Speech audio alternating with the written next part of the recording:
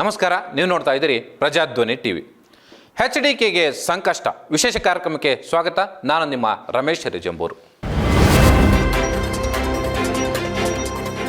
ಕರ್ನಾಟಕದಲ್ಲಿ ಈಗಾಗಲೇ ಹಿಂದೆ ಡಿನೋಟಿಫಿಕೇಶನ್ ಪ್ರಕರಣ ಆಯಿತು, ಅದಾದ ಬಳಿಕ ರೀಡು ಆಯಿತು, ರೀಡು ಆದ ಬಳಿಕ ಮತ್ತೆ ಅದೇ ಸಿದ್ದರಾಮಯ್ಯನವರು ಮುಖ್ಯಮಂತ್ರಿ ಆದ ಸಂದರ್ಭದಲ್ಲಿ ಮತ್ತೆ ಈಗ ಮೈಸೂರಿನ ಮೂಡ ಹಗರಣ ಆಯಿತು.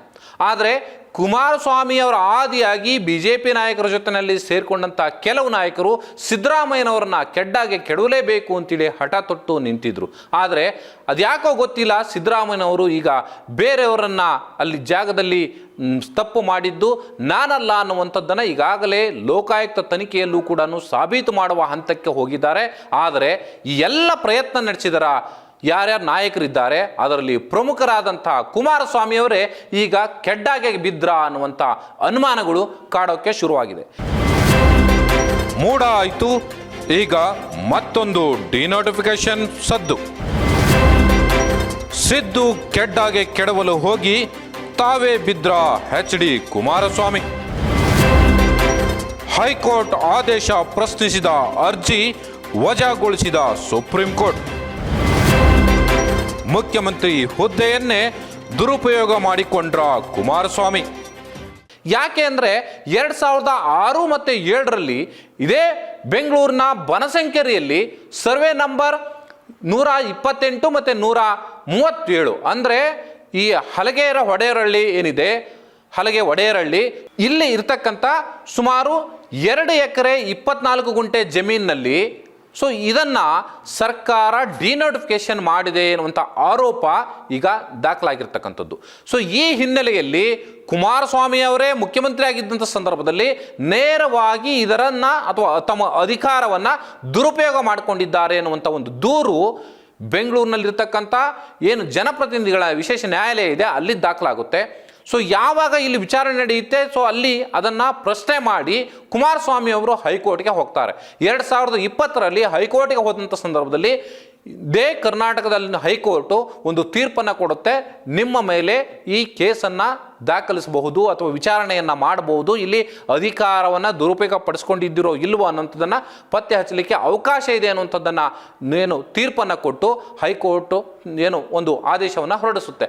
ಆದರೆ ಕುಮಾರಸ್ವಾಮಿ ಅವರು ಅದರ ಮೇಲೂ ಕೂಡ ಈಗಾಗಲೇ ಕುಮಾರಸ್ವಾಮಿ ಅವರ ಮೇಲೆ ಆರೋಪಗಳು ಕೇಳಿ ಬಂತು, ಅದನ್ನು ಇಟ್ಕೊಂಡು ಜನಪ್ರತಿನಿಧಿಗಳಾಗಿರ್ತಕ್ಕಂಥ ಅಂದರೆ ಅಪೋಸಿಷನ್ ಪಾರ್ಟಿಯಲ್ಲಿ ಇರ್ತಕ್ಕಂಥ BJP ಅವರು ಕೂಡ ಹಿಂದೆ ಅವರ ಮೇಲೆ ಆರೋಪವನ್ನು ಮಾಡಿದ್ರು, ಕಾಂಗ್ರೆಸ್ನವರು ಕೂಡ ಆರೋಪವನ್ನು ಮಾಡಿದ್ರು. ಆದರೆ ಕುಮಾರಸ್ವಾಮಿ ಅವರು ಅದನ್ನು ಪ್ರಶ್ನೆ ಮಾಡಿ ಹೈಕೋರ್ಟ್ ಏನು ತೀರ್ಪನ್ನು ಕೊಟ್ಟಿತ್ತೋ ಅದನ್ನು ಪ್ರಶ್ನೆ ಮಾಡಿ ಸುಪ್ರೀಂ ಕೋರ್ಟ್ಗೆ ಒಂದು ಅರ್ಜಿಯನ್ನು ಸಲ್ಲಿಸಿರ್ತಾರೆ.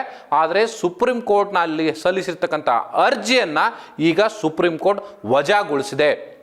ಈಗ ಸುಪ್ರೀಂ ಕೋರ್ಟ್ ಇವರ ಅರ್ಜಿಯನ್ನೇ ತಿರಸ್ಕರಿಸಿರುವಂಥ ಹಿನ್ನೆಲೆಯಲ್ಲಿ ಕುಮಾರಸ್ವಾಮಿ ಅವರಿಗೆ ಈಗ ಸಂಕಷ್ಟ ಎದುರಾಗಿದೆ ಅನ್ನುವಂಥದ್ದು ಸ್ಪಷ್ಟವಾಗಿ ಗೋಚರಿಸುತ್ತೆ. ಆದರೆ ಕುಮಾರಸ್ವಾಮಿ ಅವರು ಇಲ್ಲಿ ನ್ಯಾಯಾಲಯವೇ ಸರಿಯಾದಂಥ ಇನ್ನೂ ತೀರ್ಪನ್ನು ಇದು ಮಾಡಿಲ್ಲ, ಹಾಗಾಗಿ ನಾವು ಕಾನೂನು ವ್ಯಾಪ್ತಿಯಲ್ಲಿ ಇನ್ನೂ ಕೂಡ ಹೋರಾಟವನ್ನು ಮಾಡ್ತೀನಿ ಅನ್ನುವಂಥ ಮಾತುಗಳನ್ನು ಹೇಳ್ತಾರೆ. ಆದರೆ ಇಲ್ಲಿ ನ್ಯಾಯಮೂರ್ತಿ ದೀಪಂಕರ್ ದತ್ತ ಹಾಗೇನೆ ನ್ಯಾಯಮೂರ್ತಿ ರಾಜೇಶ್ ಬಿಂದಾಲ್ ಅವರು ಇವರ ನೇತೃತ್ವದ ಒಂದು ಪೀಠ ಏನಿದೆ, ಈ ಪೀಠ ನೇರವಾಗಿ ಈ ಹೈಕೋರ್ಟ್ ನೀಡಿರ್ತಕ್ಕಂಥ ತೀರ್ಪನ್ನು ಎತ್ತಿ ಹಿಡಿದು ಸುಪ್ರೀಂ ಕೋರ್ಟ್ ಇವರ ಅರ್ಜಿಯನ್ನು ತಿರಸ್ಕಾರ ಮಾಡಿದೆ. ಹಾಗಾಗಿ ಈಗಾಗಲೇ ಇನ್ನು ಹಿಂದೆ ಭ್ರಷ್ಟಾಚಾರ ನಿಗ್ರಹ ಕಾಯ್ದೆ 2018ರ ಸೆಕ್ಷನ್ ನಂಬರ್ 19/1 ಅಡಿಯಲ್ಲಿ ಏನು ಕೇಸನ್ನು ದಾಖಲು ಮಾಡಲಾಗಿತ್ತೋ, ಸೆಕ್ಷನ್ 19ರ ಅಡಿಯಲ್ಲಿ ಕೇಸನ್ನು ದಾಖಲಾಗಿತ್ತೋ ಆ ಕೇಸನ್ನು ಅಥವಾ ತನಿಖೆಯನ್ನು ನಡೆಸಲಿಕ್ಕೆ ಈಗ ಸರ್ಕಾರಕ್ಕೆ ಒಂದು ಬಲವಾದಂಥ ಅಸ್ತ್ರ ಸಿಕ್ಕ ಹಾಗಾಗಿದೆ. ರೊಟ್ಟಿಯ ಜಾರಿ ತುಪ್ಪಕ್ಕೆ ಬಿದ್ದ ರೀತಿಯಲ್ಲಿ ಈ ಒಂದು ಪ್ರಕರಣ ಈಗ ಸರ್ಕಾರದ ಹ್ಯಾಂಡ್ ಓವರ್ಗೆ ಬಂದಿದೆ. ತನಿಖೆ ನಡೆಸಲಿಕ್ಕೆ ಇಲ್ಲಿ ಅವಕಾಶ ಇದೆ. ಒಂದು ಕಡೆಗೆ ಜನಪ್ರತಿನಿಧಿಗಳ ವಿಶೇಷ ನ್ಯಾಯಾಲಯ ಕೂಡ ಕುಮಾರಸ್ವಾಮಿ ಅವರ ವಿರುದ್ಧವಾಗಿಯೇ ತನಿಖೆ ನಡೆಸಲಿಕ್ಕೆ ಆದೇಶವನ್ನು ಕೊಟ್ಟಿತ್ತು, ಹೈಕೋರ್ಟ್ ಕೂಡ ಅದನ್ನು ಎತ್ತಿ ಹಿಡಿದಿತ್ತು. ಹೈಕೋರ್ಟ್ ತೀರ್ಪನ್ನು ಪ್ರಶ್ನಿಸಿ ಕುಮಾರಸ್ವಾಮಿ ಅವರು ಅವರ ಪರವಾದಂಥ ವಕೀಲರನ್ನು ಬಿಟ್ಟು ಸುಪ್ರೀಂ ಕೋರ್ಟ್ಗೆ ಒಂದು ಅರ್ಜಿಯನ್ನು ಸಲ್ಲಿಸಿದರು. ಆದರೆ ಸುಪ್ರೀಂ ಕೋರ್ಟ್ನಲ್ಲೂ ಕೂಡ ಈಗ ಈ ಅರ್ಜಿ ತಿರಸ್ಕೃತವಾದಂಥ ಹಿನ್ನೆಲೆಯಲ್ಲಿ HD ಕುಮಾರಸ್ವಾಮಿ ಅವರು ಕೇಂದ್ರದ ಸಚಿವರಾಗಿದ್ದರೂ ಕೂಡ ಅವರ ಮೇಲೆ ಯಾವುದೇ ಪೂರ್ವಾನುಮತಿ ಇಲ್ಲದೆ ತನಿಖೆಯನ್ನು ನಡೆಸಬಹುದು ಅನ್ನುವಂಥದ್ದನ್ನು ಸುಪ್ರೀಂ ಕೋರ್ಟ್ ಈಗ ಹೇಳಿದೆ. ತನಿಖೆ ನಡೆಸಲಿಕ್ಕೆ ಅವಕಾಶ ಇದೆ, ಆದರೆ ಅರೆಸ್ಟ್ ಮಾಡುವಂಥದ್ದಕ್ಕೆ ಅನುಮತಿಯನ್ನು ಪಡಿಬೇಕಾಗುತ್ತಾ ಇಲ್ವಾ ಅನ್ನೋಂಥದ್ದು ಇನ್ನೂ ಕೂಡ ಸ್ಪಷ್ಟತೆ ಇಲ್ಲ. ಆದರೆ ಏನೇ ಆದರೂ ಕೂಡ ಇಲ್ಲಿ ಬನಶಂಕರಿಯ 5ನೇ ಹಂತದಲ್ಲಿರುವಂತಹ ಹಲಗೆ ಒಡೆಯರಹಳ್ಳಿಯಲ್ಲಿ ನಡೆದಂಥ ಏನು ಇದು ಡಿನೋಟಿಫಿಕೇಶನ್ ಪ್ರಕರಣ ಇದೆ, 2 ಎಕರೆ 24 ಗುಂಟೆ ಡಿನೋಟಿಫಿಕೇಶನ್ ಮಾಡಿರುವಂಥದ್ದು, ಇದರಲ್ಲಿ ಕುಮಾರಸ್ವಾಮಿ ಅವರ ಹಸ್ತಕ್ಷೇಪ ಅಥವಾ ಅಧಿಕಾರ ದುರುಪಯೋಗ ಇದೆ ಅನ್ನುವಂಥದ್ದು ಮೇಲ್ನೋಟಕ್ಕೆ ಸ್ಪಷ್ಟವಾಗ್ತಾ ಇದೆ. ಇದರ ಬಗ್ಗೆ ತನಿಖೆ ಆಗಬೇಕು ಅನ್ನುವಂಥ ಏನು ಒತ್ತಾಯ ಕೇಳಿ ಬಂದಿತ್ತು, ಅದಕ್ಕೆ ಪೂರಕವಾಗಿ ಈಗ ಸುಪ್ರೀಂ ಕೋರ್ಟ್ ಕೂಡ ಈಗ ಇವರ ಅರ್ಜಿಯನ್ನು ತಿರಸ್ಕರಿಸಿರುವಂಥ ಹಿನ್ನೆಲೆ ಕುಮಾರಸ್ವಾಮಿ ಅವರು ಕೇಂದ್ರ ಸಚಿವರಾಗಿದ್ದರೂ ಕೂಡ ಇವರಿಗೆ ಸಂಕಷ್ಟ ಎದುರಾಗಿದೆ ಅನ್ನುವಂಥದ್ದು ಈಗ ಸ್ಪಷ್ಟವಾಗಿ ಗೋಚರಿಸ್ತಾ ಇದೆ.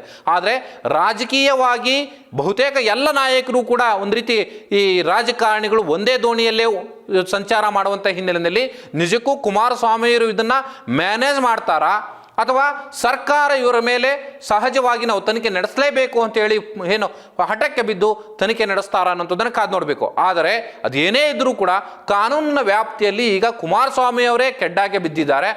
ಹಾಗಾಗಿ ಕುಮಾರಸ್ವಾಮಿ ಅವರಿಗೆ ಸಂಕಷ್ಟ ತಪ್ಪಿದ್ದಲ್ಲ ಅನ್ನುವಂಥದ್ದು ಈಗ ಸ್ಪಷ್ಟವಾಗಿ ಗೋಚರಿಸ್ತಾ ಇದೆ. ಆದರೆ BJPಯ ಏನು ಕೇಂದ್ರದ ನಾಯಕರ ಪ್ರಭಾವವನ್ನು ಬಳಸಿಕೊಂಡು ಕುಮಾರಸ್ವಾಮಿ ಅವರು ಇದರಿಂದ ಸೇಫ್ ಆಗ್ತಾರಾ ಅಥವಾ ರಾಜ್ಯ ಸರ್ಕಾರದಲ್ಲಿರ್ತಕ್ಕಂಥ ತಮ್ಮ ವ್ಯಾಪ್ತಿನಲ್ಲಿ ಅಥವಾ ತಮಗೆ ಸಂಪರ್ಕದಲ್ಲಿರ್ತಕ್ಕಂಥ ಅಧಿಕಾರಿಗಳನ್ನು ಅಥವಾ ಜನಪ್ರತಿನಿಧಿಗಳನ್ನು ಬಳಸಿಕೊಂಡು ಸೇಫ್ ಆಗ್ತಾರಾ ಗೊತ್ತಿಲ್ಲ. ಯಾಕೆಂದರೆ ಇದುವರೆಗೆ ಬಹುತೇಕವಾಗಿ ಜನರಿಗೆ ಗೊತ್ತಿರುವ ಹಾಗೆ ಯಾವುದೇ ಭ್ರಷ್ಟಾಚಾರಗಳನ್ನು ರಾಜಕಾರಣಿಗಳು ಮಾಡಿದ್ದಂಥ ಸಂದರ್ಭದಲ್ಲೂ ಕೂಡ ಎಲ್ಲೋ ಎಕ್ಸೆಪ್ಷನ್ ಏನು ಜನಾರ್ದನ್ ರೆಡ್ಡಿ ಅವರು ಇರ್ಬೋದು ಅಥವಾ ಯಡಿಯೂರಪ್ಪನಂತವರು ಏನು ತಪ್ಪು ಮಾಡಿದಂಥ ಸಂದರ್ಭದಲ್ಲಿ ಜೈಲಿಗೆ ಹೋದಂಥ ನಿದರ್ಶನಗಳನ್ನು ಹೊರತುಪಡಿಸಿದರೆ ಉಳಿದಂತೆ ಯಾವುದೇ ಭ್ರಷ್ಟಾಚಾರಕ್ಕೆ ಅಥವಾ ಮತ್ತೊಂದಕ್ಕೆ ರಾಜಕಾರಣಿಗಳು ಜೈಲಿಗೆ ಹೋದಂಥ ನಿದರ್ಶನಗಳು ತೀರಾ ವಿರಳ.